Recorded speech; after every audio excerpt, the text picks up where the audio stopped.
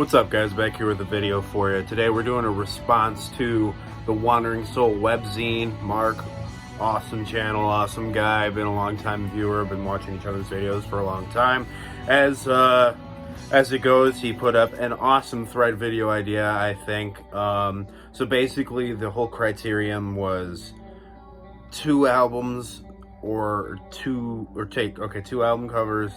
that pertain to each color of the rainbow, being either the band name has something to do with the colors of each layer of the rainbow, or the album cover matches it. So I picked out a dozen good albums, since there are 6 colors in the rainbow, and I tried to diversify the metal catalog if I could. So yeah, let's cut on into it. Today we are drinking whatever that says. It's a session lager, a Munich beer specialty.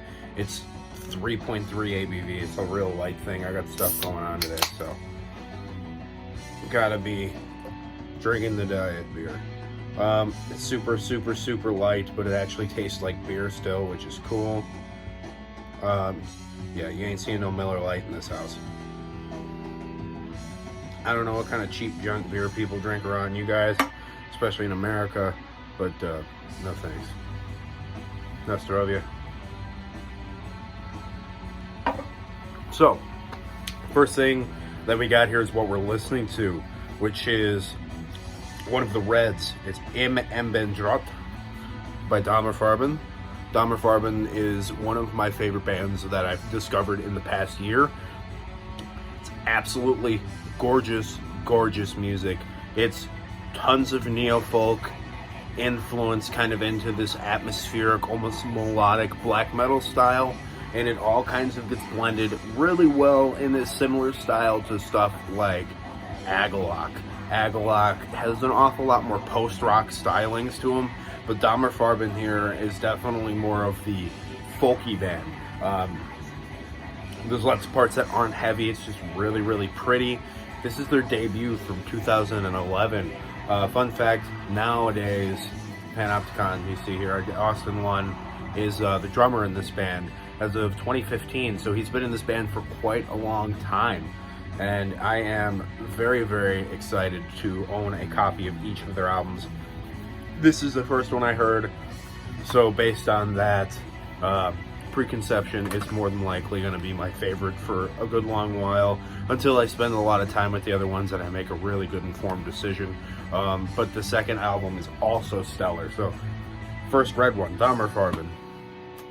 So if you like what you hear in the background, go scope that out. There's copies on Hell's Headbangers if you want one. Number 2, because the complete opposite side of metal entirely, Human Meat Gluttony by Amputated Generals. This is a Colombian brutal death metal band that is just absolutely disgusting. This is one of the bands. Okay, first off, that's the disc tray art, so that's entertaining. A week or two ago, I was in a really heavy mood for brutal death metal, gore grind, and like slam, but mostly gore grind and brutal death metal. And this is the kind of stuff I've really grown to like. It's very much so in vein of stuff like Disgorge. If you guys aren't super familiar with Amputated Generals, Disgorge, California. Not so much Mexico, you know, it's not really all that grindy. It's definitely very death metal based. It's a really cool album. It's filthy and it's nasty. It's everything you expect out of such genre. Amputated Generals. Number 3, another band I'm very fond of. Yeah, listen to that, man. This is so pretty. I absolutely adore this band, man. This is definitely something that'll wind up being really high on my probably like my black metal chronology list of my favorites and years to come. This next one is another debut album from a great atmospheric black metal band. This is the first entry into Orange. This is Sayor with the album Roots. Obviously you see a bunch of blue there, but I feel like the main event here is all this nice beautiful orange that you see of, what is it, dead grass, I'd say. This is a great album. This is all done by one guy. I forgot the guy's name. I never remember his name, and I have no idea why. But I absolutely adore this album. It's just a gorgeous kind of Celtic folk metal tinged, acoustic-y driven in some spots. I keep the hype sticker as usual. Atmospheric black metal record, man. It is super funny, or super fun, sorry. You guys have all heard this. If you guys like Panopticon, anything like that, you're gonna love Sayor. For whatever reason you don't know the band already. Number 4. This is the next entry to my orange category. This is Be Forewarned by the band Pentagram. Pentagram is another one of my favorite bands that I've been into for many, many years. I mean, I got into this really early on into getting into extreme metal, I guess if you want to call doom metal extreme metal. But this is just something that has been a regular occurrence in my life. I've just really, really loved the catchy, fun stuff. The guitar tones are gross. Bobby Liebling is quite the personality. It sucks to see that they didn't get the recognition they did up until the guys are almost 70, the original members. So this has got like really, really awesome catchy tunes like Wolf's Blood on here. It's got kind of creepy stuff like Petrified, Bride of Evil's on here, Live Free and Burn, The World Will Love Again. It's a great doomy kind of Sabbathy styled doom metal record from a relatively similar era. These guys were only a couple years after Black Sabbath, but this didn't come out until later. So, Pentagram, Be Forewarned. Next, the first entry to the yellow category, A Gleam in the Eye of Set by Drowning the Light. I picked this up a little while ago off HHR, trying to pick up some Drowning the Light stuff. It's going to be quite the thing to get a hold of all of the Drowning the Light material, but it's a project I'm a big, big fan of. Some of it's just so expensive, and you know, honestly, the later stuff for me is a lot more interesting. The early stuff is cool, but yeah, I really like the new kind of era where he's starting to incorporate a lot more keyboards, getting a little bit more creepy, a little bit more vampiric. I think it's a lot more entertaining to listen to. Yeah, this is a great little EP. It's definitely a good precursor to, how do you pronounce it? On Astral Wings of Vampiric Shadows, which is the album that came after this. This is 2019. That's the debut, or that's the album from 2020. And I heard there's another one in the works now, so I'm pretty excited for that. Drowning Light. Number 6. Halfway there, guys. This is 3 Inches of Blood with Advance and Vanquish. This is a Canadian band. This is an album that I've seen a lot of people talk about. I mean, I feel like everybody's heard this record at this point. It's basically like a speed metal band with some harsh vocals as well added to it. It's great. This is their second record from 04, 05. Yeah, I think it's 2004. Now defunct, sadly.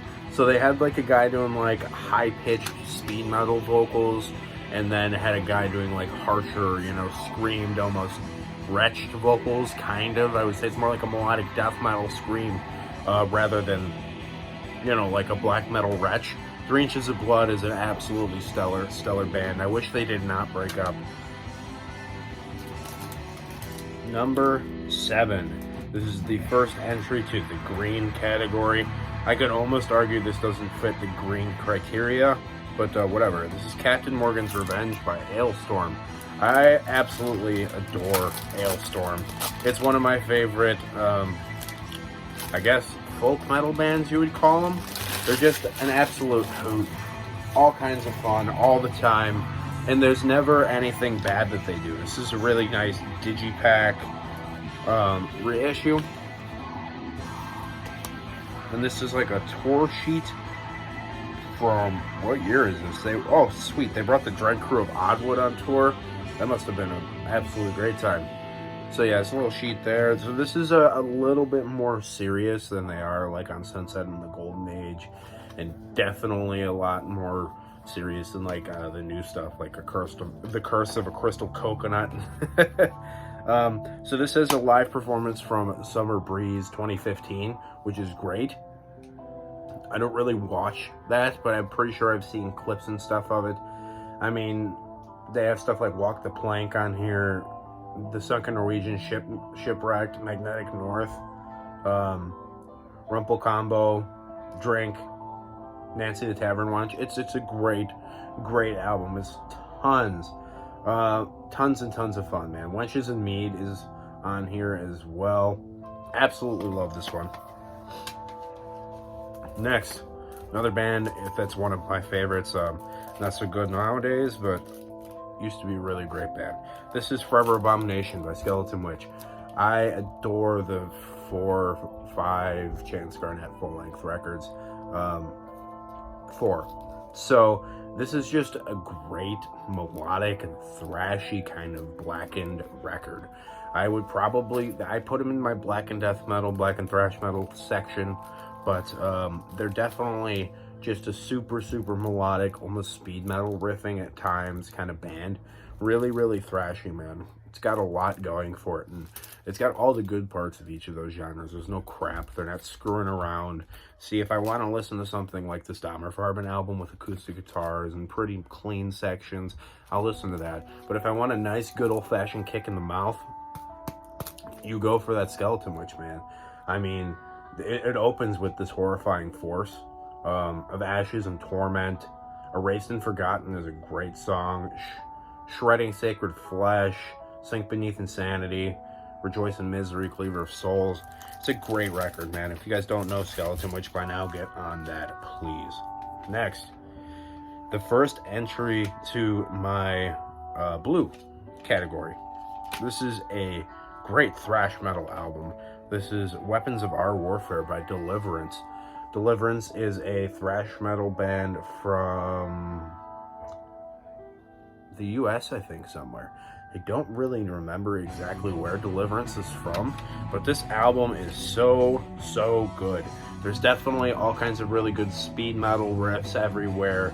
It's a lot of fun. It kind of reminds me an awful lot of like the Spreading the Disease era of Anthrax, and that's just something that I think is something that we needed a little bit more of, because, you know, we get that one album of that style itself. It's basically Joey Belladonna singing over like the fistful of metal style riffing, and that's something I truly do appreciate. Deliverance is great. Go check that out if like a speedy thrash metal album is your thing. Switch it up again.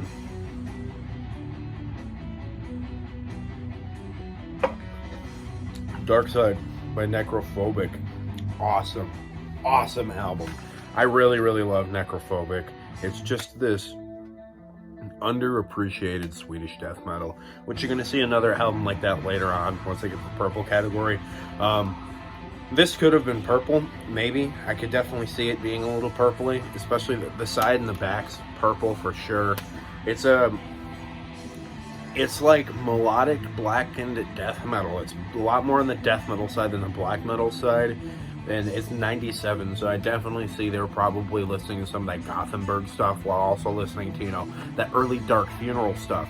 So if that sounds interesting to you, definitely with a lot of nice melodic, great melodic tendency to it, you guys will definitely like Necrophobic. I mean, if you wanted to hear what Dissection would sound like if they kept with a little bit more of an Altars of Madness style, check out Necrophobic's Dark Side, because they do not get the proper recognition that they deserve.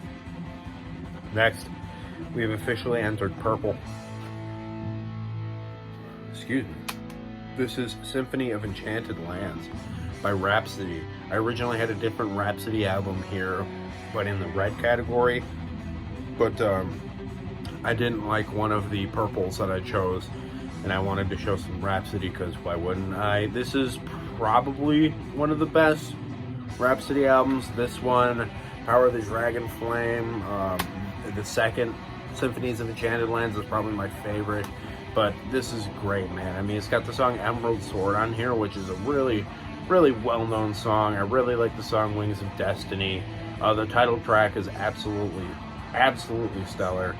Riding the Winds of Eternity is an absolute ton of fun. I absolutely love this band. It's one of my favorite kind of, people call this style palate cleanser. I guess I could see what they're talking about. You know, you listen to too much, you know, Disgorge or Last Days of Humanity, you might want to break for at least a little while. So, Symphonies of Enchanted Lands. The last one for this video. We're going to end it off with another record full of dragons. We did 3 in a row with dragons on it, so that's sick. There Can Be Only One by Inverted. Great Swedish death metal band. Absolutely underappreciated group. They did 2 albums and they took off before the year 2000, if I remember right. Yeah, they did this one in 97, I think, or 99, somewhere. It's the late 90s, and the first record was 96, which is behind me. It's a blue one, but I prefer this one. So basically, if you like Altars of Madness, you'll like this album. It's textbook Swedish death metal. It's just way more interesting for whatever reason than a lot of it is to me. As you can see, they're wearing Morbid Angel shirts. It's just a great Swedish death metal album. Go listen to Inverted if you have not. Check out that sick album cover. So, I'm going to call it on that for this installment today. Go check out Mark's channel. He's the man. He's got a great collection. He's got great taste. He uploads multiple times a week. You have no reason not to, man. Get on it for sure. Yeah, so I'll catch you guys in the next video. Keep it greasy.